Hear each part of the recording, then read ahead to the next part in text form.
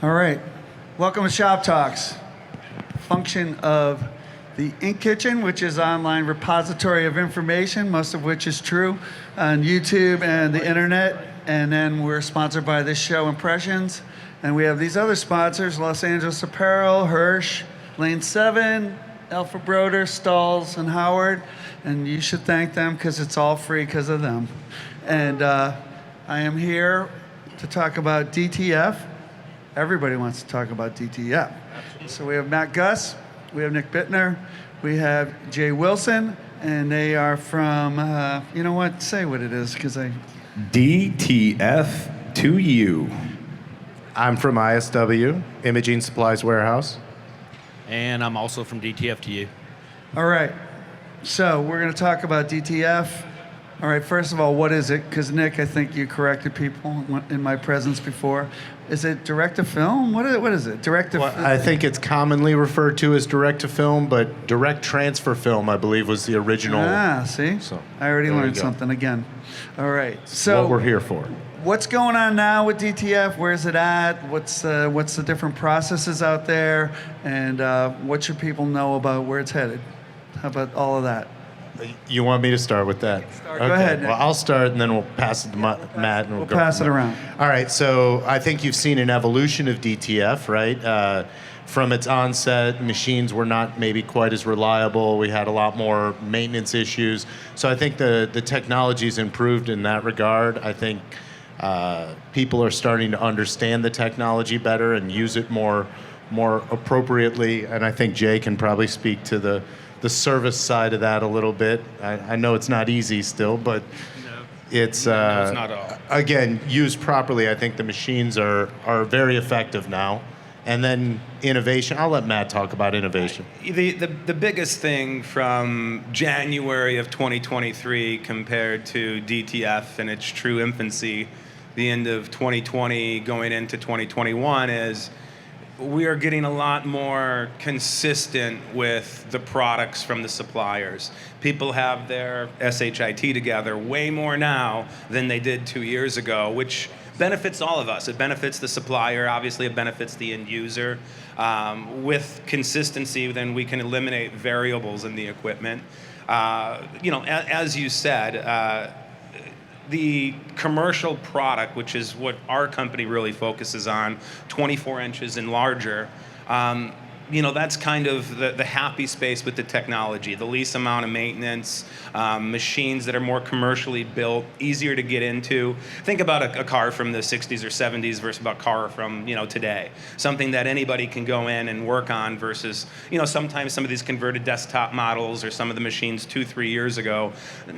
People were just putting parts together, sending them over to the U.S., throwing them in the end user's hands, and hoping some ink came out. Today, we have ink coming out. That is a real positive development, actually. So it seemed like it was a little esoteric and not that many people into it. I mean, when I was at the FESPA show, there was like just a Dutch dealer of one machine had sold like 100 machines in a year. Like, is it blowing up like that here? Absolutely. I mean, it's everywhere. I think you've got that 80-20 rule we always talk about, right? Where it's 20% of the people are doing the right thing with the machines and having success.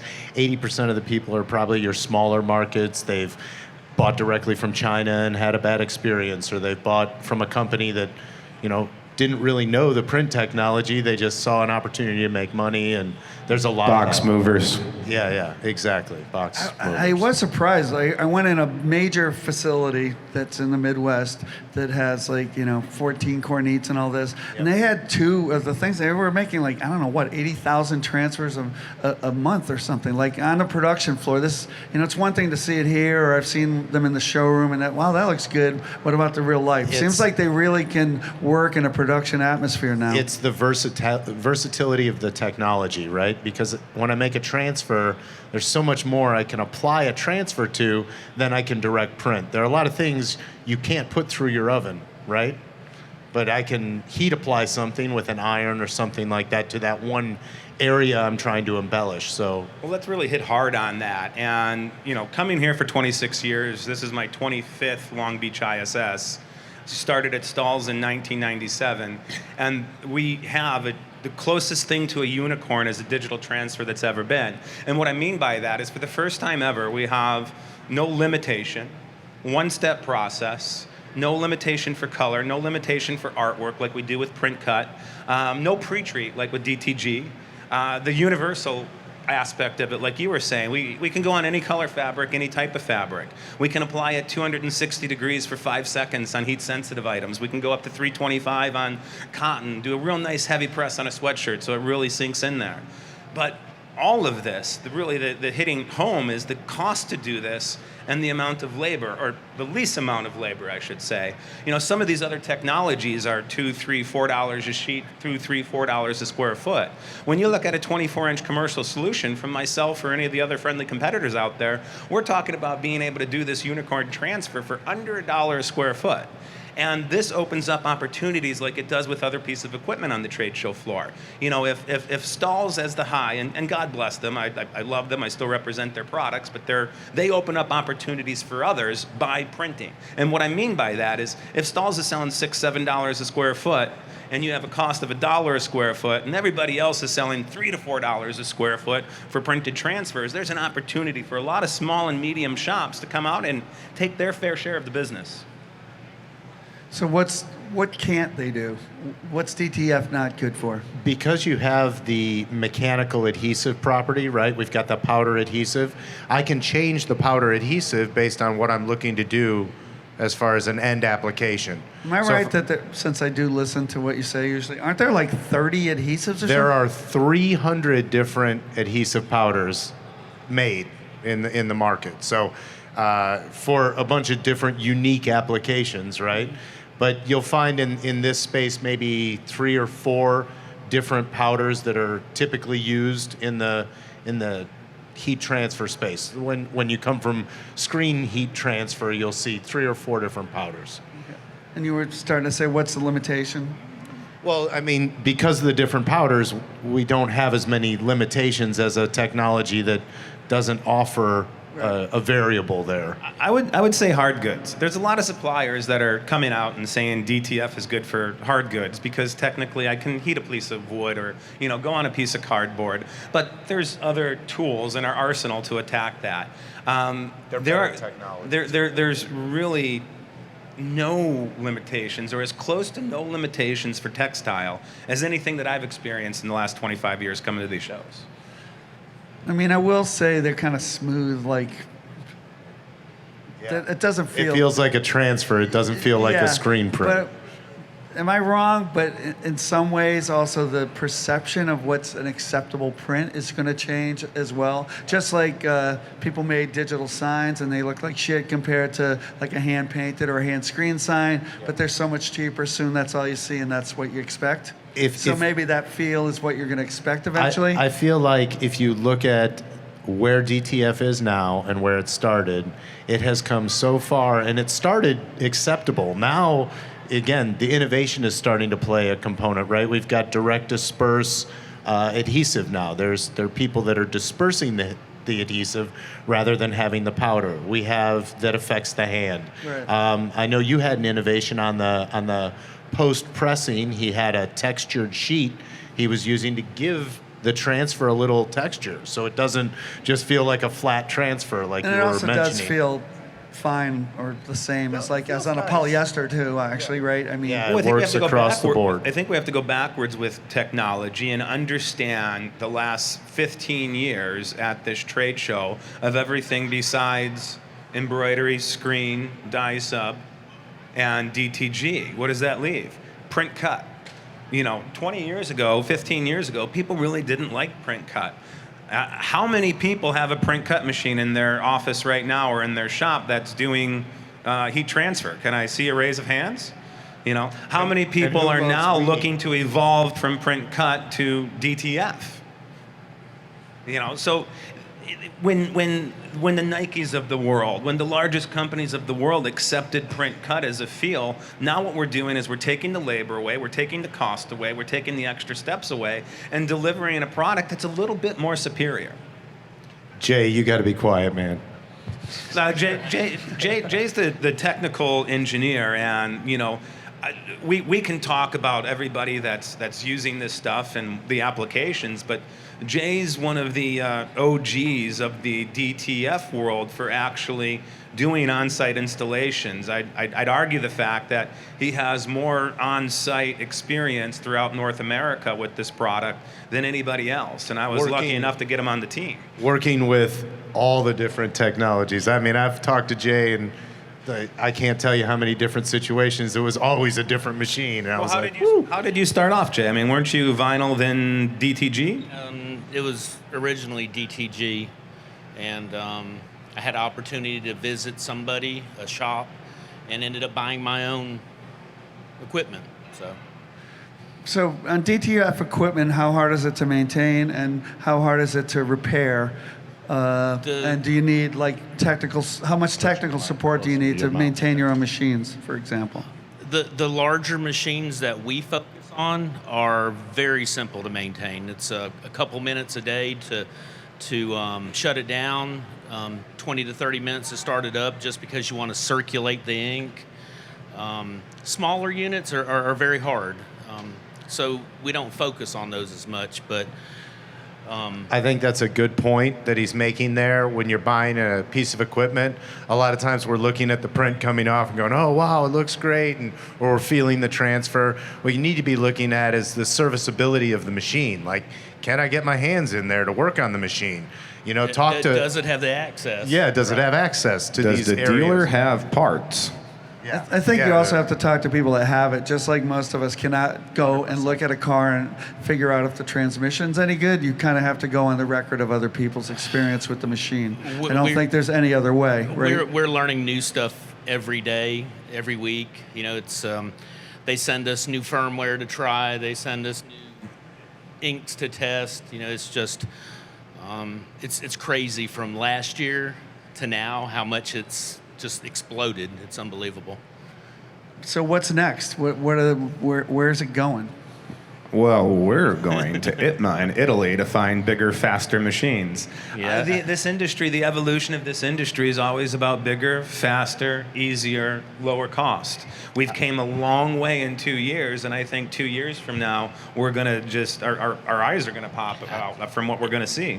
I think you're going to have adaptation from the usual suspects. I think you're going to see Epson, Mamaki, some of these larger printer manufacturers say, hey, we can do that. We can do it better, per se. We can make a more reliable machine than what's currently there. But it's not available right now. Like Matt said earlier, it's a bastardization of one of their machines. Somebody's put that ink in their machine, and they're making it a DTF machine, but it's not an OEM solution. So I think OEM solutions will start to prevail in the market. One of my favorite companies, and somebody that I've been representing for all 25 years, has introduced a new DTF machine here, the Roland, and it's cute. It prints 6 prints per hour. I said 6. Yeah, anyway, so the bottom line is I think you're going to see the bigger players bringing equipment to the space because it's a vetted technology. It seems pretty fast, so maybe it's going to get the same as these other technologies where it's no longer the question of how fast you can make it. It's more like how do you put this order together of which transfer goes on which shirts and where the hell does it go afterwards. Workflow. The workflow is going to be more important than ever probably as your image processing and printing goes faster, we're right? getting there right now because more people have a need for heat press than ever before. So now we're adapting and pivoting from the equipment itself to the finishing. The cutting of the transfers, bringing in carousel style presses. We're all large format DISA people back in the day. We're running DTF 48 inches wide and putting it through the rotary press for doing flags, banners, tents, and awnings. So it's finding niche applications. It's continuing to evolve in the digital world. But just like you said, so now we have all this great equipment. How do we get it out the door? Yeah. All right, maybe we'll have some. Any more comments before put it out for some questions? No, here? questions are good. All right. We'll take questions. We need to give up a mic. I'm good. You can share with me. Thanks. All right, questions? No questions. Everyone knows everything about There we go. DTF. What's the durability like on DTF versus screen printing? I mean, I think that's a loaded question, right? Because I think the durability of screen printing is a moving target depending on who did it and how well it was done. And then I would say the same applies to DTF, right? If I use the right powder and I melt it properly and I cure the ink properly and then I apply it properly, I think DTF holds up beautifully. I mean, I have shirts that have been washed, poly shirt, which is not an easy technology, 50 times without any degradation. So that's plenty. I mean, Who wants that? Don't you want to show off you've had it for 50 washes? Yeah. It's supposed to start to wear off. Other questions? Good question. Thank you.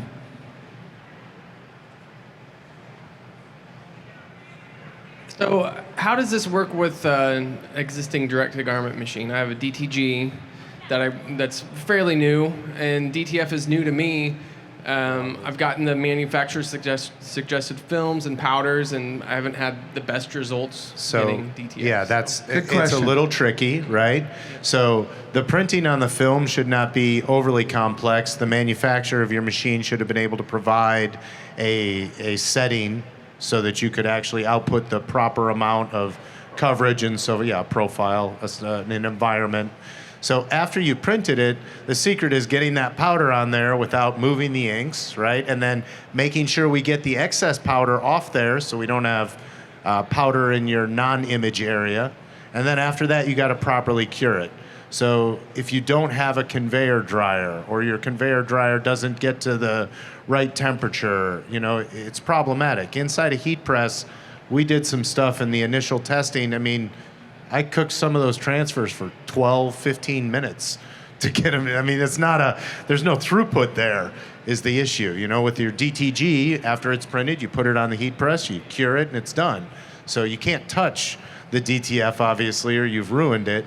So the secret really is handling that film, getting the excess powder off, and then curing it properly. So we do it in my shop, and it is not cost effective, but it is great when you expect it to DTG a shirt and it comes in and it doesn't work, and you're like, what the hell do I do? Or you got some emergency, there's some pocket you thought you could screen print, and you're like, oh my God, what the hell are we gonna do? And you can make the transfers with the DTG machine, and it's not fast or whatever, but you can make them, and it's great for emergencies. Fantastic for Wear a emergencies. mask with your powder, right? We don't want to get that. Don't breathe the powder in. It's not fun. All right, that was a good question. Thank you. Other questions? Thank you. We can hit back and forth. I ordered my direct-to-film prints, and one printer says to press it at one temperature, another one says to press it at another temperature. Is it the adhesive, or is it their inks that they're using? I understand that different garments have different heat temperature, but Definitely the garments, but I think the adhesive has a lot to do with it and what your supplier is using. Everybody's going to find their happy way in their shop. I mean, one of the nice things about DTF is there is some freedom and flexibility, especially on easy to decorate garments like, a cotton or a hoodie or something like that. So, I mean, we've had successful prints from, 265 to 325 degrees. But if you want any, if you want a contingency plan with your supplier, then of course you've got to kind of do what they say. But it's always best to ask, if I'm getting a transfer from you, what do you have success with on this type of poly, or what type of, this type of garment, and, get the feedback from them. One thing I will say about transfers in general is being a screen printer. Like when people want information, like how do I screen print something? It's like, I don't know how you screen print it at your place. Like, one person's in Arizona and it was like 100 degrees all weekend, and they open the shop and it's like boiling hot with no humidity, and you're going to tell them what to set their dryer to, and there's some other guy in Maine, it was 40 and it was raining. It's like there's no formula. Whereas for transfers, if you have a particular garment and a particular transfer, you can give a recipe of pressure, time, and temperature that will work every time, right? Yeah, the two variables are your powder and your film. because the film has a release coating on it, and sometimes you have to activate at a certain temperature to get that to properly release. So those would be the two things that dictated to me. But you can what I dial had it to- in, right? Yeah, and there's once a it's dialed range, in, it there's a stays. window of Right. operation, right? So all these powders function in a window. It's like, well, it works from 245 to 310. If you get up to 350, you're going to be scorching the powder. Or it might liquefy and go through the shirt. So follow the directions from the manufacturer that sends you the transfers. So They're dumb-proof, not idiot-proof, something like that, right? Other questions? That was a good question. Thank you. Other questions? Everyone knows everything about DTF. You got experts here. So when looking at all of these vendors that are out here, since we've had so many from last year to this year, what are the questions we should be asking to make sure we're getting what we need? That's a great question. I would ask questions surrounding the service myself, the warranty, the service, the availability of parts. You can ask questions like, how many techs do you have on staff? Where are they located? Do you fly out to do the installation? You know, these are things that I would ask just to, avoid getting into a situation like you hear about in all those groups online where it's like, oh, I bought this machine and it never worked, and will you buy it from me? Like, and someone does. Or get references for sure. Environmental footprint. There's some basic things just to make sure that they're not box movers and that they know what they're talking about. Do you have supplies on your shelf? Do you have a contingency plan? Do you offer something like print protection if my machine goes down?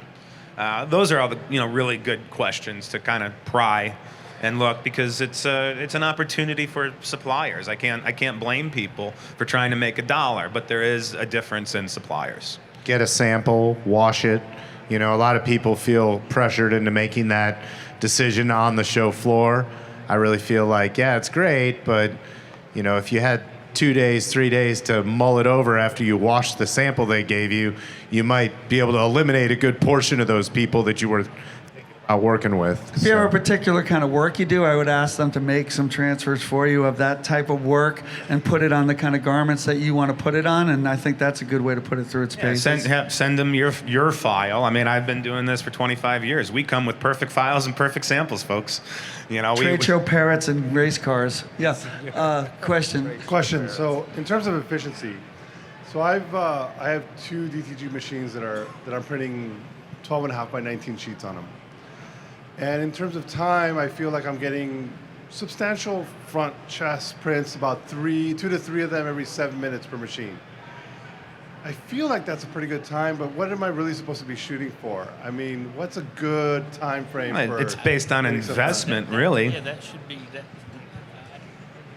that. I guess that should be, what is your time worth?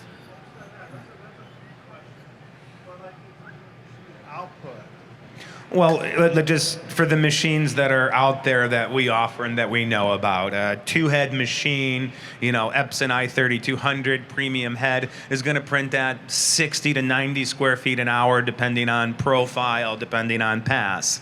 You jump up to a 4-head solution, you can expect about 125 to 150 square feet per hour. I think that we offer what we know of as the fastest machine available, our 4x4 mock, 4 foot wide, 4 heads. We were printing over 300 square feet an hour in Vegas. That wasn't super high resolution. That was like 1 or 2 color, but we were printing our high resolution stuff at 225 square feet per hour. So it's really, where do you need to scale at? Do you want to create a print farm? Do you want one printer? Where do you want to be? How much demand do you have? Are you offering transfers? Is everything in-house? And kind of scaling based on those things. Other questions? All right. That's it. You Really? hang around for a minute if people have questions. Most of you people can Sean? come work for me because you know everything. Anyway, they'll hang around for a few minutes afterwards, and then you can ask them where their booth. Where's your booth? What row?